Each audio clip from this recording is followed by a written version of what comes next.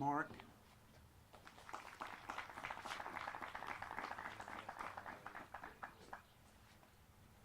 Thank you, Jones. Thank you for that introduction, and thank you to you and your team for preparing and hosting us today. I couldn't think of a more perfect location to have this event. You know, the story that you hear today, the story about the tourism industry, really is three parts. One of despair, repair, and prepare. A year ago, the tourism industry was shut down, almost literally overnight. COVID became a prohibition on travel, unfortunately, worldwide. It really set off a disastrous year for our industry, like I said, around the globe.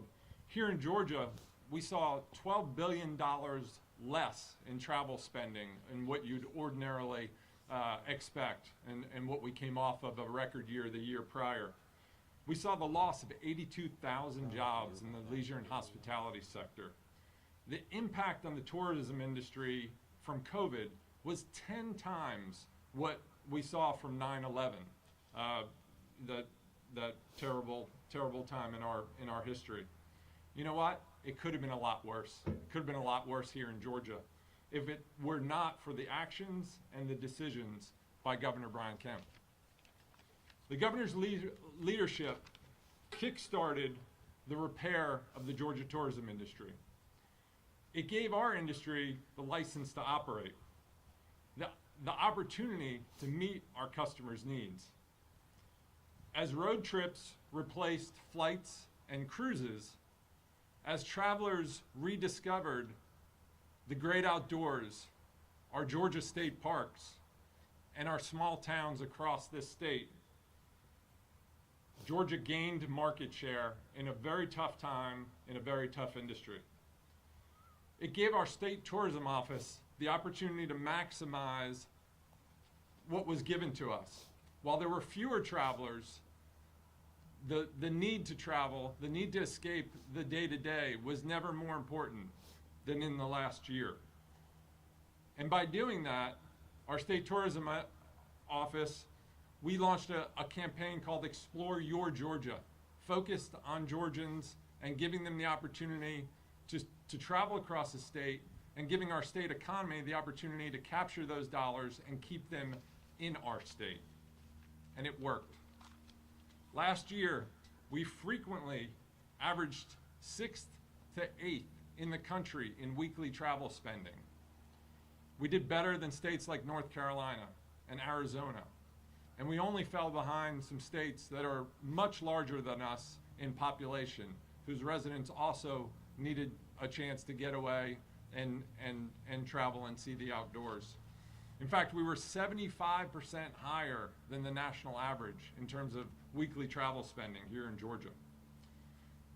So today, we stand in a position of leadership as we prepare for the next chapter in this story. Thanks to the executive branch, the General Assembly, and the leadership of the men and women in our tourism industry statewide, we are prepared to lead this nation in the return of the tourism industry. All of the top national economists say that restoring tourism is essential to the economic recovery of our country. Make no mistake, recovery will happen. The road will be long, but the destination is far too valuable to suppress. The freedom to travel with family and friends, to make memories, and to do business with colleagues in person is just too great. And we're seeing that today. We're not only seeing that today, we've been seeing that for months here on the Georgia coast. From the consumer preference for the beach and the beauty that we call the Golden Isles, to the expansions up the coast in Savannah, the opening of the new plant Riverside, the new air service into the Savannah Hilton Head Airport, and the doubling of the size of the convention center. The governor mentioned last week at the groundbreaking how many communities in this country are doubling the size of their convention center and expanding hundreds of millions of dollars into the convention center right now. It's not many. But we're doing all of this, and the Georgia coast is leading our state in recovery, and we're doing all of this during a worldwide pandemic. Governor Kemp has dedicated his support in the form of $1 million in the amended budget. It'll allow our state tourism office to prepare to work with partners across our state, our destination marketing partners, and help lead the state back to full recovery as the tourism industry recovers. As we see among the traveling public, growing consumer confidence due to spurred by the widespread vaccination distribution, people are feeling safer when it comes to all aspects of travel and all of the related activities that make travel possible. And as a state tourism office, we're prepared to meet this moment. We're rolling out a brand new tourism campaign, as you'll see on a couple of the examples on the slide, on the images to the left and right. We're calling it Ready, Set, Georgia. It's designed to appeal to the varied mindsets of travelers in all phases of the travel experience. From planning, which is the ready piece, to preparing, which is the set, to going, which we're taking a take on Ready, Set, Go.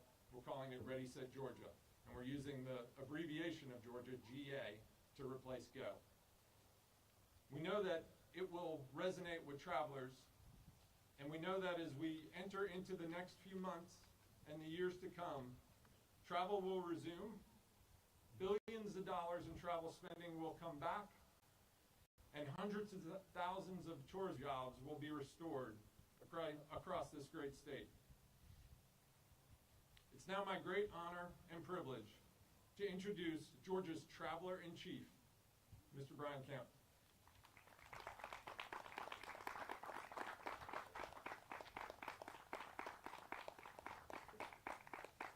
Mark, thank you very much for that. Appreciate your comments, and just appreciate what you and Commissioner Wilson and the whole team are doing in the Georgia Department of Economic Development. I'm honored to be here today with some folks who have been working very hard on behalf of our state, Commissioner Mark Williams and Doug Hamons from the Department of Natural Resources, and Representative Ron Stevens and Representative Stephen Meeks, who are not only great supporters of tourism in this whole part of our state, but are doing great work under the Gold Dome this year. And we just appreciate not only their friendship, but also their support of what we're doing here today. And I want to thank Jones Hooks, Chairman Wilkinson, and the whole Jekyll Authority team and staff for hosting us this morning and helping us set this up, as well as so many great leaders from the local community, in business, the private sector, and also elected representatives of local governments that are here with us. And it's just, it's awesome to be in Jekyll Island. I've been to a lot of places over the last year, and I've done a lot of press conferences. I think this might be the prettiest setting yet.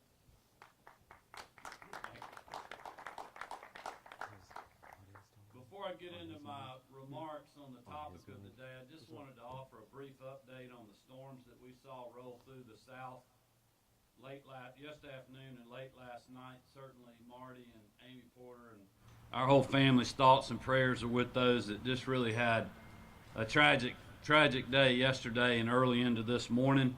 We have severe damage in many counties across the state.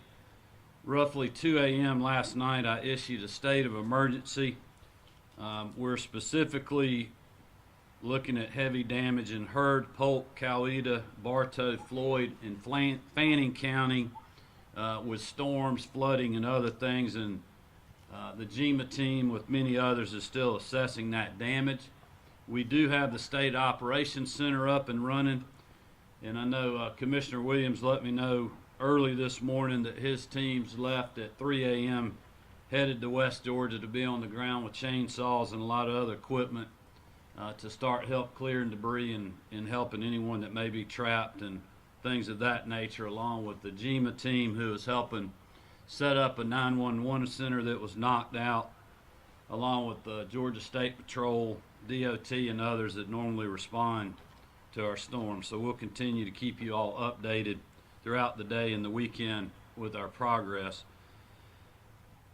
I want to just really start out today and let people know that without question, tourism is certainly a key statistic and part of Georgia's economic success, as Mark was just talking about.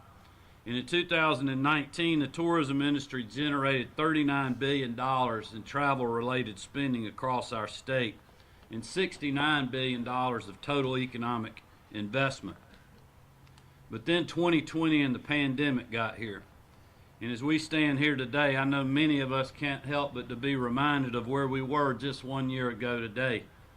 Travel had been suspended, businesses had begun to close, and hardworking Georgians in every sector and industry were facing economic ruin, unsure of how long they could continue providing for themselves and for their families. And I know many of those Georgians who work in our tourism and hospitality industry know the feeling all too well.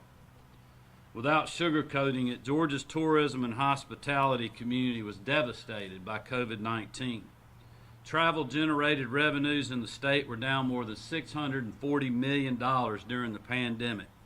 Hotel revenue was down 41%, and the leisure and hospitality sectors of our economy saw the highest levels of unemployment. The days to follow were some of the hardest in living memory for many of us and so many hard-working Georgians. And I can tell you that as Georgia's 83rd governor, that certainly kept me up at night. And I've said this many times over the last year in press conferences and other places. I knew that we had to take measured steps to keep our economy open, to ensure that our men and women that live in this great state live to fight another day. And from day one, our fight against COVID-19, we've done a couple of things. We fought to protect lives and livelihoods to all those who call Georgia home. And while that approach wasn't always the most popular with the media and national pundits, it was the right thing to do, and it has worked. As the #1 state for business, we have broken economic development records in the middle of a global pandemic. We continue to bring significant jobs and investments to every corner of the state. And instead of facing major cuts to our budget like so many other states across the country, we've allocated new funds to shore up tourism and marketing efforts in Georgia and continue to revive our economy. Instead of sweeping mandates, we ask citizens and businesses to partner with us and follow the guidance. And by staying open for business, taking swift action to fight COVID head-on, and trusting Georgians to be part of the solution and not part of the problem, our economy and our tourism industry is not only in a strong position on the road to recovery, but as Mark said, we are leading the way. Unlike many states across the country, we didn't let COVID-19 stop us from championing our economy and holding our own as the best place for business. We did not close beaches, and I want to thank Commissioner Williams and all his folks at DNR, especially those law enforcement folks and enforcement partners, for helping us keep visitors on the coast safe through this past year and let people enjoy these beautiful beaches that we have in a safe way. The Georgia State Patrol was a big partner in that as well, with Lieutenant Colonel Hitchens just up the road from us here on the coast, and certainly my old friend Captain King of the Georgia State Patrol, who's done such great work not only on that but a lot of other issues that Brunswick has seen over the last year. So Captain, we appreciate you.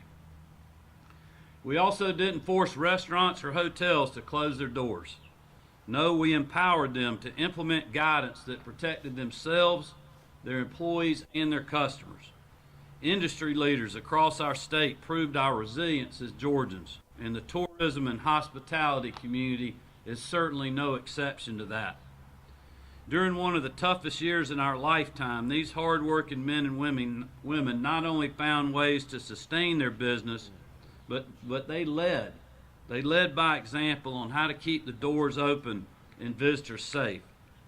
And as we look to the rest of spring and summer, this industry is open for business, and we are eager to welcome travelers back to the Peach State. Here on Jekyll, as Mark just said, and Jones referred to, a new 250-room hotel has been built and is gearing up to open. As was mentioned earlier as well, up the street in Savannah, we broke ground on the new Savannah Convention Center expansion project, which will bring an untold economic impact to this region for years to come. We have come a long way, but we know we have not finished this race yet. Many in our state and in this industry are still struggling under the weight of the COVID-19 crisis. This cannot go on any longer. Hard-working Georgians cannot endure another year like the last. As our COVID numbers continue to trend in the right direction, with cases, hospitalizations, and deaths all declining, and with Georgians 16 and over now eligible to receive the life-saving vaccine, Georgia is well on its way back to normal. And Amy Porter and I will be getting our vaccine here shortly at our mass vaccination site in Waycross, Georgia. And that is why, over the next few days, we will roll out our plan to loosen the remaining COVID-19 restrictions here in Georgia. As I've said from the beginning, Georgians know the right thing to do. They know the value and best practices, but they also can't wait to return to their normal life. Loosening these restrictions is the next critical step in that process, and it signals an even bigger light at the end of the tunnel.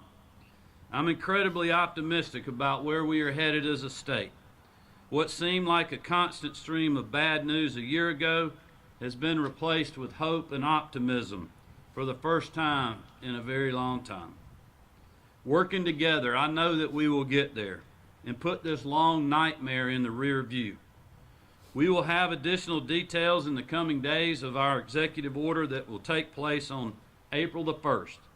But today my message is this: Georgia is open, we have been open, and we are ready to welcome you to the Peach State. Thank you for all for being here today, and I think we have some additional remarks, and then we'll be glad to answer questions.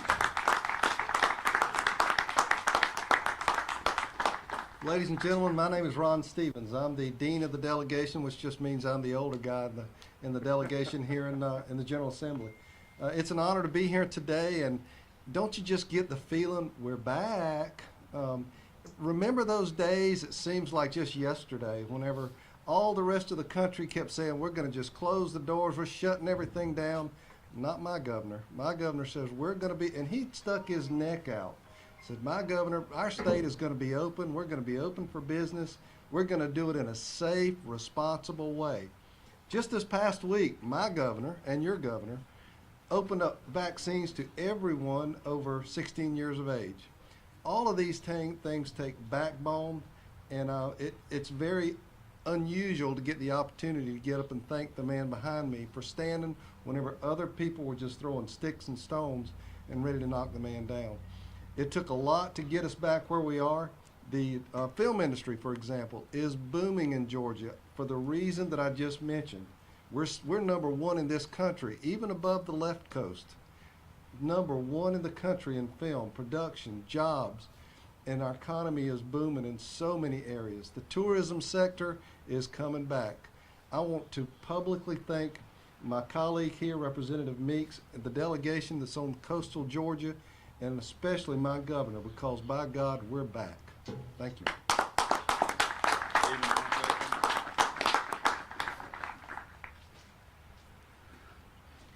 I want to thank you, Governor and First Lady, for giving me the opportunity to come and tell my story. My name is Will Carter. I am the CEO and managing partner of Sea Palms Resort on St. Simon's Island. When Mark called and asked me to speak a little bit on behalf of a small business owner in hospitality and told me it was about tourism, the state of Georgia, it was absolutely yes, because I'm a lifelong Georgian, born and raised in Gainesville. I love the state of Georgia, and we want everyone else to love it too. So, Mark, also looking at your signs, I think it's great. You got the star over Gainesville here and the star over St. Simon's here, so you're hitting home runs with me right now. So a little bit, and Jones, also want to thank you for having us here. My wife and I decided to come to St. Simon's and buy Sea Palms Resort, which in itself had been in a pandemic for about 20 years, and had a lot of issues, and we took on a great challenge. And we were with the backing of some very strong partners. we were able to acquire the property, and we closed on it in May of 2019, so our timing is just perfect. We get in there, we're going to rip it up, we're going to make it all right, we're going to fix it up, we're going to reopen, and then we're just going to boom, and just, you know, all of our dreams are going to come true. So we started ripping it up. We started renovating rooms, renovating conference center, making things happen. We renovated our golf course. It's just a lot of great things going on, and we're gearing up just to, I think it was January 12th, we had our first group coming in. It was actually a recruiting company out of Augusta, bringing all their employees for a get-together to play golf and talk about their business and how well they were going to do over the next few months. And so we got geared up, we got them in, and we were getting our first taste of how good things were going to be, and lo and behold, we all know what happened next in the next 60 days. And I think, you know, a lot of people who know me, and especially my bankers, will tell you I'm one of the greatest optimists they've ever known. Always thinking that we're going to come out on the sunshine side. And for the first time, I was shaking a little bit. You know, when it first happened early March, yeah, okay, this is going to get by us. And it hung around, and I truly started to worry. I worried about our business, but our family, our friends, and it was unnerving. Fortunately, I'm a small guy, and I have a couple great companies. Sea Island Corporation, I see Scott out there, and Jekyll Island over here. I felt like I was under the wings of some leadership that I could look to. But then the best thing that happened was our governor here, he stepped up immediately, and he said, hey, this state's going to stay open. And the best thing was they didn't close the golf courses. And I'm going to tell you right now, that single decision is the only reason I'm standing here today and probably not flipping burgers over at McDonald's. Because that decision allowed us to survive. Golf boomed. Our membership grew dramatically. People started coming to see us. And not only that, we were scared to death to operate our restaurant, as everybody else was. We had a little window on the side of our restaurant. It's kind of like one of those summer drink windows. You come up and get your little frozen drink or whatever. And we have a patio, and we said, well, we'll just run to-go food out of that. Well, the next thing I knew, in July and August, thanks to the governor keeping the beaches open, we had 2 of the best months we've ever had in the food business, running it out of the window. So the rooms filled up. We reopened. We did close down for a while. We reopened in May. We were full in July, I think every night. We only had gotten about 36 of our rooms renovated at that time. But we were able to stay in business. We were able to generate cash flow. And I think the most important thing is I don't think we let a single person go that didn't want to be let go. So we kept the employment base intact, and we kept driving forward, as the optimist always does. And lo and behold, because of the policies of the state of Georgia that Governor Kemp put into place, we survived. And now we just, like Jekyll last week, we just hosted a 200-person event over 4 days. We were completely sold out, and I think it was a record sales week for the resort. So we're back in business, thanks to this state, thanks to this governor, and I really appreciate y'all letting me tell this story and having the chance to talk about our business over at Sea Palms. And we also encourage you to come visit us. And Governor, thank you, and appreciate the time. What a great story. That was the resiliency that I was mentioning earlier. With that, we'll open up for questions. I know Commissioner Wilson from Department of Economic Development is joining us, along with the rest of the crew. Glad to answer any questions. If not, we hope everybody has a great day. Governor, can you comment on opening up the vaccine criteria to people all ages 16 and up? Do you expect demand to rise as a result of that? Yeah, it's interesting. You know, we were seeing very heavy demand in our metro areas with the criteria before we opened it up with 55 and older, medically fragile, and all the other things. That was a lot of people that were eligible, and we were having tremendous demand in the metro area and up in North Georgia. But when we got south of the kind of Columbus, Macon, Augusta line, we were seeing demand drop off. And our goal, along with Dr. Toomey, is we want to get shots in arms. At this point, we have vaccinated over 75% of our seniors. I read a great article in the Wall Street Journal today about how effective that approach has been to stopping nursing home outbreaks, deaths, fatalities, hospitalizations in that age group. Our numbers have plummeted since we started doing that, which is why we made the decision to go ahead and open it up. We know it's going to create some demand issues in the metro area, but we'll be able to quickly work through that. But the thing it did for, especially at our sites like in Waycross and in Columbus and Savannah, we started allowing walk or drive up traffic too, no appointments, and that's really helped our demand. It went from some of those sites we'd had 150 appointments booked, and they ended up vaccinating 900 people that day. So we're really starting to make a dent, I think, with the increased demand because of the open eligibility. But the other thing that we're doing is we're sending the doses where the demand is. So if the demand stays high in Atlanta, we're going to keep sending a lot of doses there, and we'll send doses to the rest of the part of the state. But if somebody's not using doses, we're not going to ship them anymore. We're going where people are getting shots in arms. And then we're also transitioning to our next phase, which is going to be, moving away at some point from the mass vaccination sites when we hit the end of that cycle, and basically go neighborhood to neighborhood, door to door. And there's a lot of partnerships being formed right now with pharmacies and other folks that are doing that, working with churches, civic groups. We're talking to businesses, we're talking to farms and manufacturing facilities, food processing plants and others, to just take a pod to that plant, vaccinate all those employees, and then move somewhere else. Our schools, universities are doing the same thing. Governor Kemp, are you guys using the allotment that you guys are getting from the federal government? Is Georgia using its whole allotment? Yeah, and that's been one of our issues that we didn't really realize was an issue until a couple of weeks ago. First of all, we have 250 doses that we know we've administered, or we've given 250,000 shots in Georgia that the CDC is not giving us credit for right now. So we're working with them to figure out, when that's going to post and actually how that affects our state. And then the other thing that we're working with them that we found out is we're 49th out of 50 per capita comparing the states to the amount of doses that we've gotten. And if you look at what we're doing in Georgia right now, since we've started getting increased supply of the shots, like at the federal site that GEMA and a lot of local partners are working on, Fulton Public Health, they increased the supply there. We've increased supplies in other places, and because we opened up eligibility, we have increased the number of shots we've given, I think it was 30% or 35%, somebody said the other day. So we have a lot of bandwidth to do more. We just need the supply.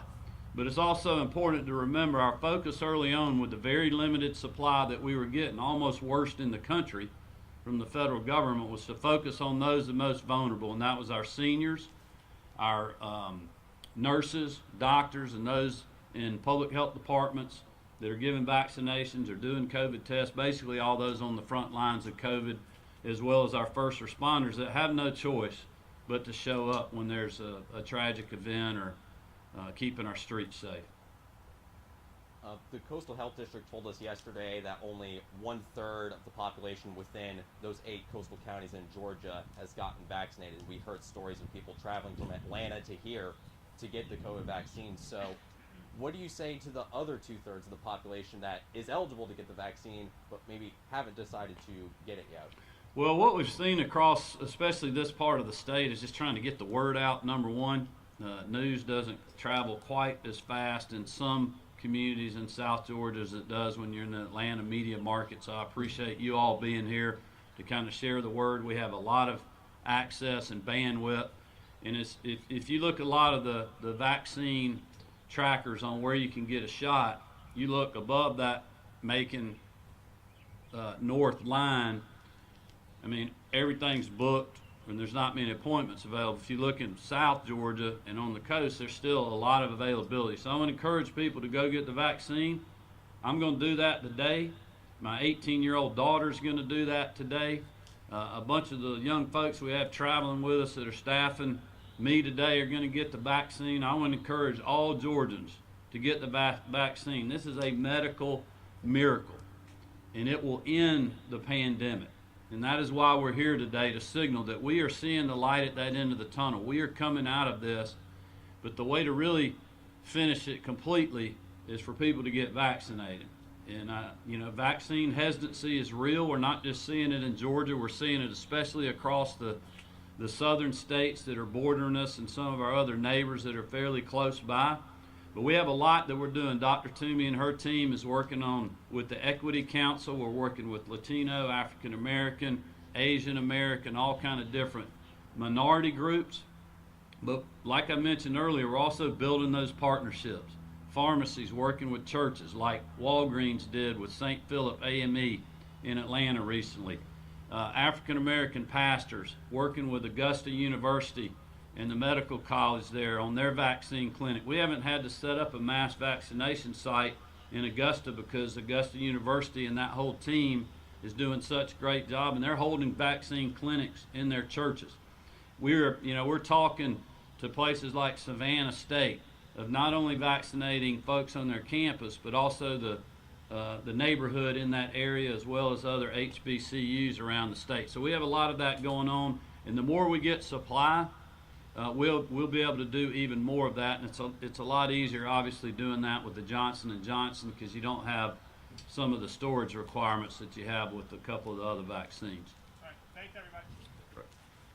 Thank you. Thank you for saying kind words, Commissioner. Thank you, Governor. Hey, that's a great story. I'm really glad to hear that. Yeah. It's been, Was that name good? it's great right now. You gotta keep it that way. Take a look at your property tax. Actually, they're coming down. I compared them to everybody else and they've been really done. Ready for a year. Hey, Mark, Ready Will for- Carter. Nice to Ready see for you. a year or two off, so. We need to get a few of those. That's a good. We're glad to be there. We're very fortunate to have some great partners who say keep going. You know. And I know that is to see Palms many times, so it's a great area, and it's good to have. We need that. Yeah. Keep up the good work. Appreciate it. Yes, Steve. Great to see you. Yes, sir.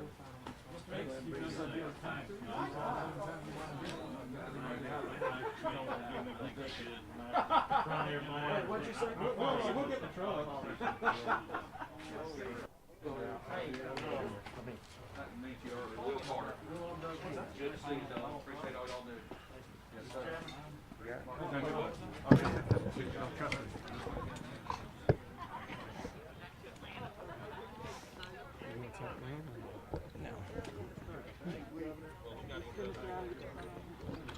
Hold on, let's swing around here.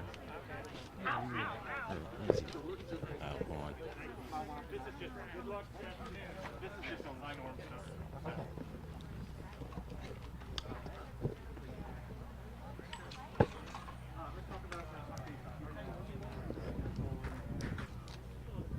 Yeah, really, really tough afternoon, late this afternoon and into the morning on some tragic storms. 2 minutes to talk about the voting rights bill. Is he gonna sign? Is he gonna speak at the vaccine this afternoon? We're going to try to do it now, but we're on the hours every night. So we're just doing this on the storm stuff for the Atlanta folks. There was 911 center knocked out, so a lot of damage. Tomorrow, we're still assessing right now. Let me see if I can get it.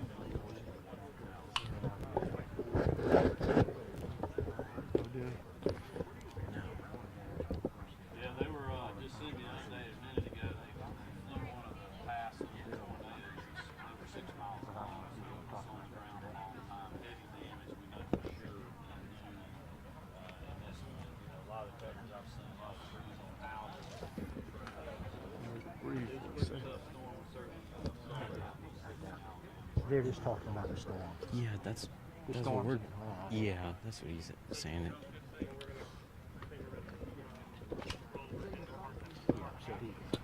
On to the next. No, I think he's going to. I think they're going to there now. They just did that for the. They just did that for the weather. I think they're traveling too. I think it matters. You can put me up here. especially at the restaurant. It's pretty neat. I remember. Remember the days go by when everything was falling in? Well, I remember the last time I was here, it was the Georgia Association Broadcaster Award.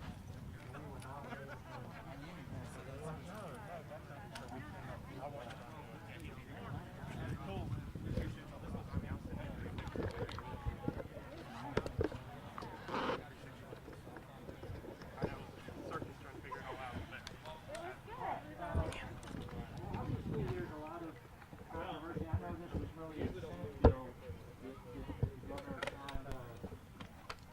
signed this. What's your thoughts? Obviously, a lot of people are saying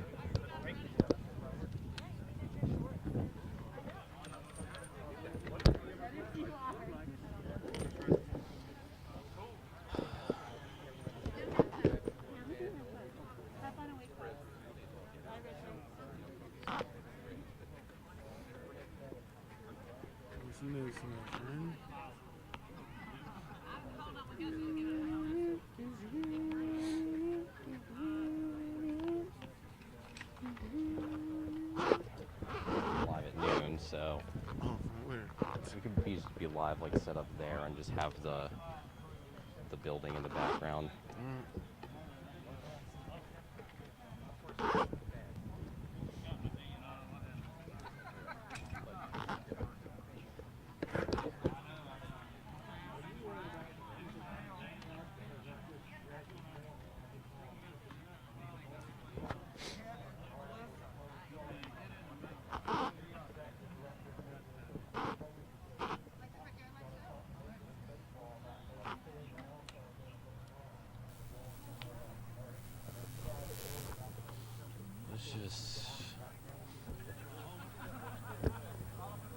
I guess we can set up like back here and have that.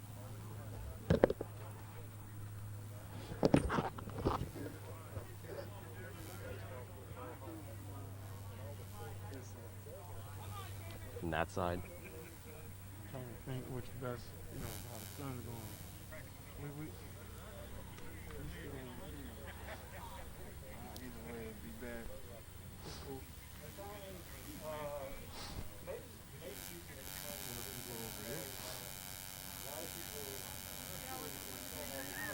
Yeah, I mean, if he has like 2 minutes real quick with Governor Kemp, I mean, just like 2 minutes is all we need.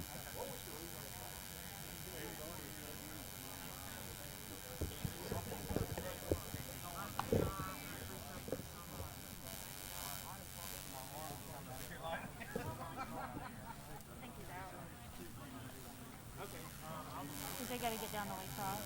But if you want to talk to our Deputy Commissioner of Tourism, for Georgia, you could give us your remarks. I think we're good for now. I think everything should be good. So, I appreciate it though. Yeah, no problem. Yeah, thank you though. I think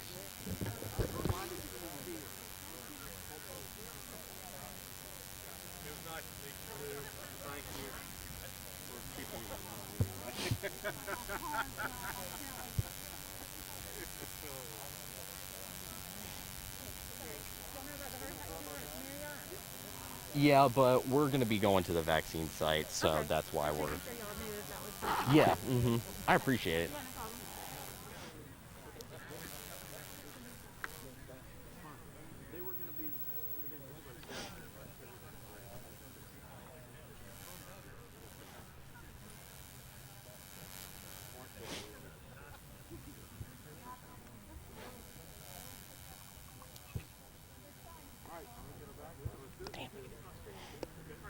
Alright. I mean, what, setting up here would probably be fine then, right? And setting up here would be okay, or do you... Yeah, go back. Yeah, let's just... I'll just stick with the lav mic here.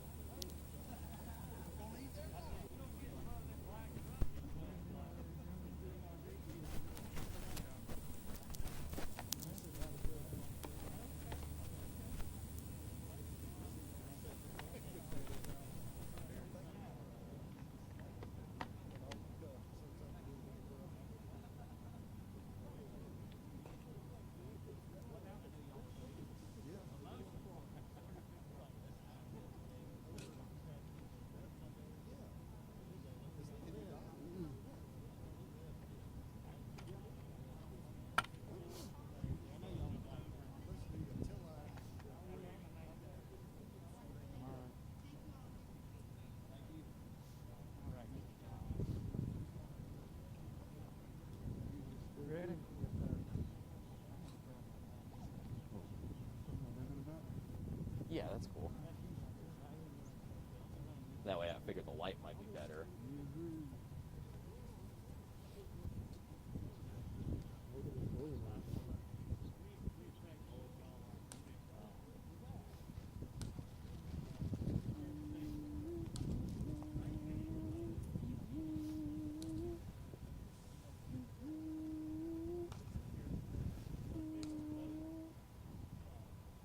Mic check. Yeah, mic check 321, check 321, check 321. Troy's mic 321. Or do we need to use the stick mic? All right, that's cool. Let me